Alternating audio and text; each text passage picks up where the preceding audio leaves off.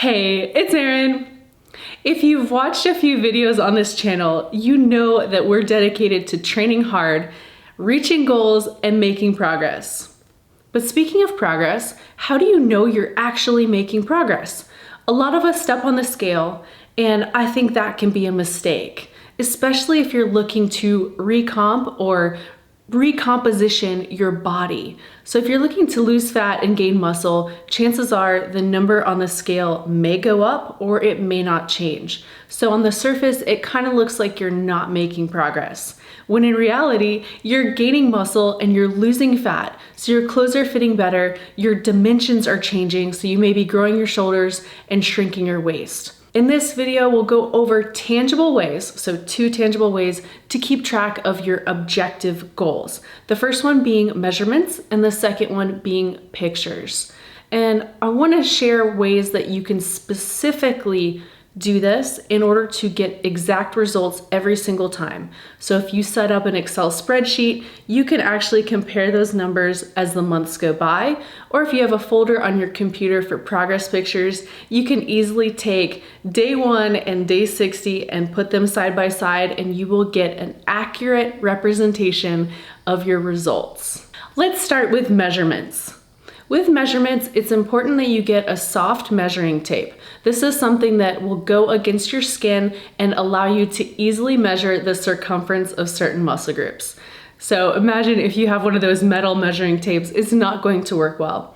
Most online retailers or even like Walgreens or Walmart will have a soft measuring tape. It's something that I like to carry to the gym with me. I have in my gym bag pretty much all the time. The most common areas that we can measure include calves, thighs, hips, glutes, waist, chest, shoulders, and biceps. If there's a specific muscle group that you'd like to add to that list, feel free to add it, but when you're setting up your spreadsheet, make sure you list all of the muscle groups that you're really focused on. Now we're gonna start from the ground up. When you're measuring, decide how you're going to measure. Are you going to be relaxed or flexed? This is going to give you a very different reading for each muscle group. For muscle groups like the calves, it's pretty easy to find the largest circumference. For other muscles like the thighs, it can be a little bit more tricky. So make sure with this, you write down exactly how you're going to measure. For example, I like to measure about halfway between the hip bone and the knee. But you can take a measuring tape and let's say go 12 inches down from the hip bone and get the same results each time. With measurements, it's really important that you measure first thing in the morning. A full day of eating or a gym pump is going to really skew some of the results. So let's go through each muscle group and I'll show you how I measure, and you can either do it that way or come up with your own way to measure. Just make sure it's the same each time. With the calves, stand flat-footed.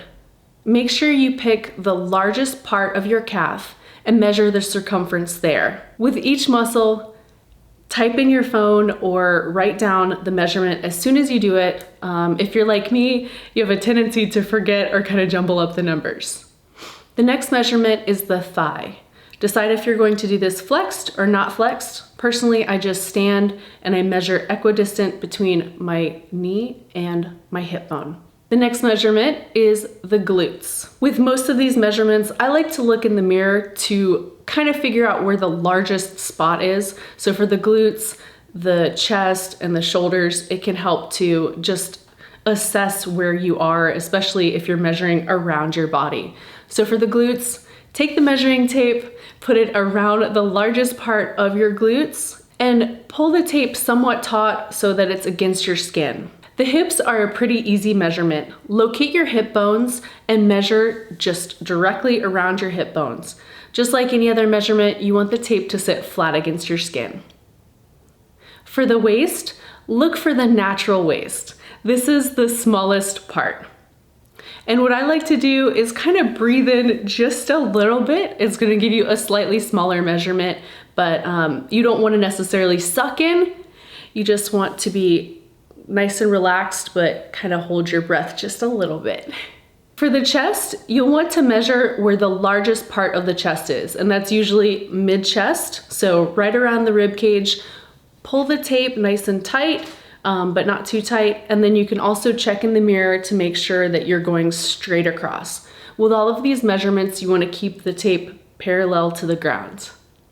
Now for the shoulders, look for the capped area of the shoulder or the largest part of the shoulder, and you're simply going to go the circumference right around the top of your body. And again, check in the mirror to make sure that the tape isn't kind of sagging in the back. For the biceps, the last measurement, really make sure you are flexing that bicep hard. You can measure your arms not flexed, but I feel like that's not as much fun and not as impressive. If you have any kind of asymmetries or unevenness between the right and the left, I really encourage you to measure both sides to make sure that you're making progress on both sides and getting them closer to even. Those are the most common measurements, so feel free to use all of them or some of them or come up with a chart of your own. It's best done in an Excel spreadsheet so you can compare your results. Let's move on to pictures. Pictures, I think, are one of the best ways to keep track of your progress. A few things to really consider here. With your pictures, think about how you want to take them. Do you want to be flexed? Do you want to be relaxed? Pick one and stick with it. It's really important. And with pictures, I like to line up a measuring tape on the floor and make sure I'm the same distance from the camera each time. I'm going to wear the same outfit, make sure I'm in the same lighting, and take them at the same time of day each month or every 2 weeks, whatever frequency you'd like. My favorite way to take pictures is just relaxed. I do a front pose where my feet are about shoulder width apart, stand up nice and tall, and just take the picture. For the side pose, feet are lined up and I'm just facing 90 degrees away from the camera. For the back pose, very similar to the front pose. Just stand up nice and tall, feet shoulder width apart, and roll those shoulders back just a little. For these pictures, I like to keep them in one folder and date them. So you can easily refer to any of the pictures and match them up. There you have it, 2 specific ways to keep track of progress. If you're on a training program and you're using the scale, toss the scale away. Use one of these ways to keep track of your progress. You will not be disappointed.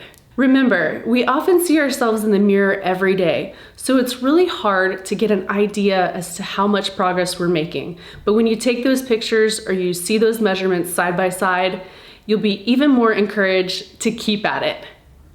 If you like this video, please consider subscribing, and don't forget to click that little bell. You'll be the first to know whenever a new video comes out. Thanks for watching. Until next time, measure well and train hard, y'all.